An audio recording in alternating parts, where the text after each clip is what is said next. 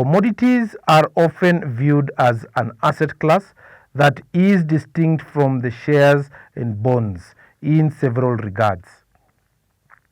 Required in relation to the above statement, discuss 3 reasons that might make commodity prices not to have high positive correlation with share prices and bond prices there.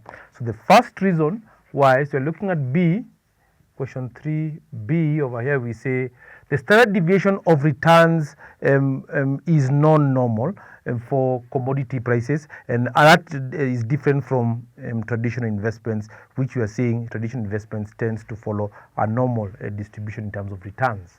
So we say the standard deviation is non-normal, implying that commodities correlation with traditional investments, into brackets stocks and bonds, will be low.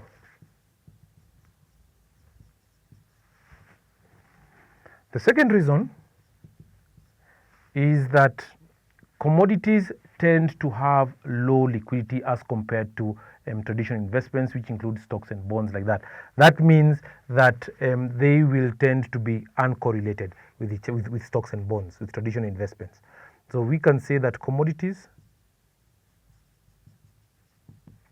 tend to be low in liquidity, implying that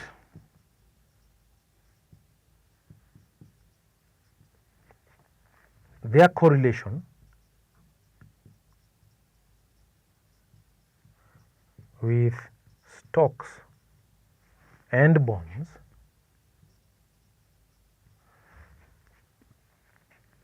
will be low.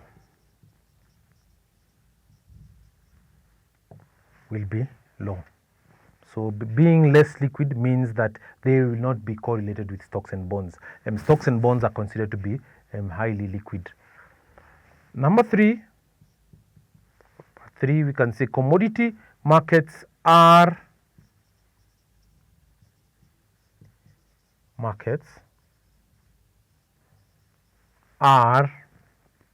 inefficient in the sense that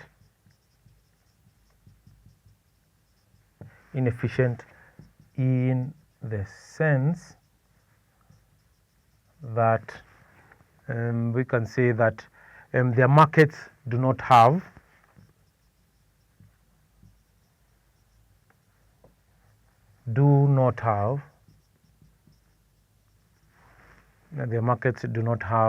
many participants.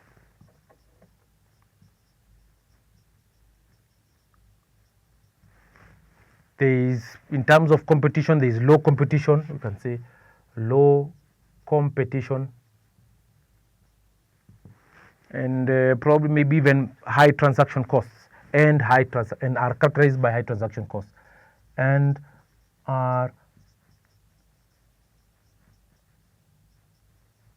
characterized by high transaction costs.